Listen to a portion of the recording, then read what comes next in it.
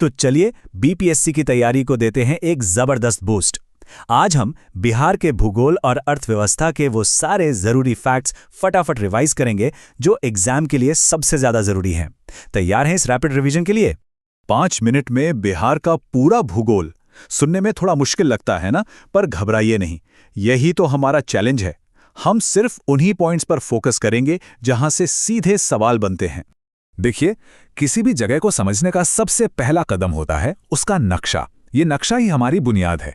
इससे हमें एक नज़र में पता चल जाता है कि बिहार की जमीन कहां से कहां तक फैली है, कहां पहाड़ हैं, कहां मैदान। तो चलिए इसी नक्शे से शुरू करते हैं।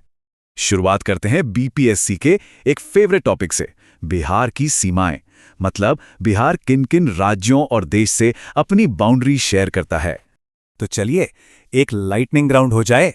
बिहार की सिर्फ एक ही इंटरनेशनल बाउंड्री है और वो है उत्तर में नेपाल के साथ। लंबाई कितनी? पूरे 729 किलोमीटर।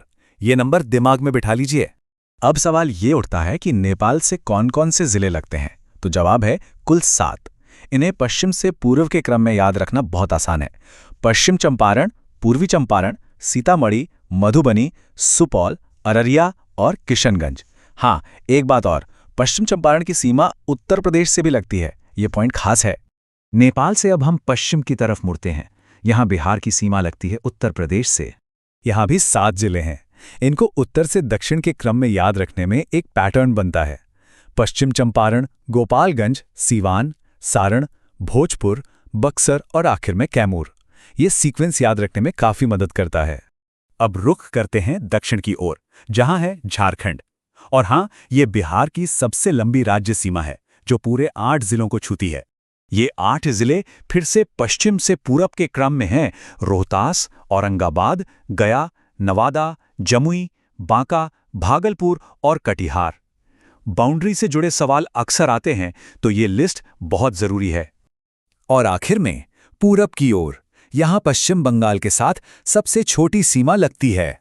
सिर्फ 3 जिले, किशनगंज, पूर्णिया और कटिहार। इसमें सबसे दिलचस्प बात पता है क्या है? कटिहार की सीमा झारखंड और पश्चिम बंगाल दोनों से लगती है। ये एक तरह का की जंक्शन पॉइंट है। तो ये तो हुई बिहार की बाहरी बनावट की बात। अब जरा बिहार की जमीन के अंदर झांकते हैं और समझते हैं कि इसकी नींव किन चट्टानों पर टिकी है। ये जो आप देख रहे हैं ना, ये जमीन के नीचे का राज बताता है। बिहार के संसाधन, यहाँ की मिट्टी की किस्म, ये सब कुछ इन 4 तरह के चट्टानों पर ही तो निर्भर करता है। ये टेबल तो समझ लीजिए कि रिवीजन के लिए ही बनी है। इसका एक स्क्रीनशॉट ले सकते हैं।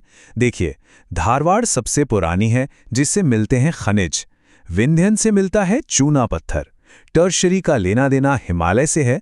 और क्वाटरनरी, जो 95% इलाके में है, वही तो हमारे उपजाऊ मैदान बनाती है। और ये चट्टानें जमीन के ऊपर कैसी दिखती हैं, ये फ्लो चार्ट उसे बहुत बढ़िया तरीके से दिखाता है। पूरा बिहार 3 हिस्सों में बटा है। एक तरफ उत्तर पश्चिम की शिवालिक रेंज, बीच का विशाल मैदान और दक्षिण का पठारी क्षेत्र। एकदम साफ साफ।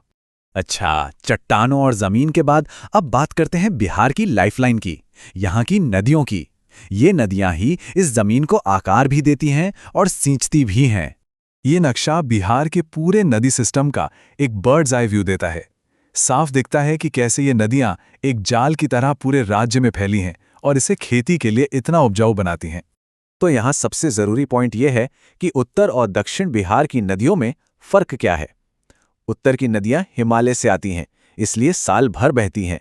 वहीं दक्षिण की नदियां पठार से निकलती हैं, जो ज्यादातर मौसमी होती हैं। ये कंपैरिजन एग्जाम के लिए सुपर इंपॉर्टेंट है। और जब नदियों की बात हो और गंगा का जिक्र ना हो, ऐसा भला कैसे हो सकता है? ये हैं गंगा से जुड़े वो की फैक्ट्स जो बार बार पूछे जाते हैं।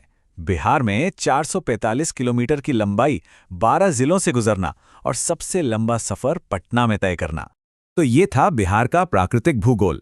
अब जमीन से उठकर बिहार के आर्थिक विकास की तरफ बढ़ते हैं और देखते हैं बिहार की प्रगति का ब्लूप्रिंट, 7 निश्चय योजना। 7 निश्चय पार्ट 1 के ये 7 संकल्प एक तरह से बिहार के विकास के 7 स्तंभ थे। इनमें युवाओं और महिलाओं के सशक्तिकरण से लेकर हर घर तक बिजली, पानी, सड़क और शौचालय जैसी बुनियादी जरूरतें पहुंचाने का लक्ष्य था। और सरकार का कमिटमेंट देखिए, सात निश्चय पार्ट 2 के लिए 2021-22 के बजट में 4,671 करोड़ रुपए रखे गए थे।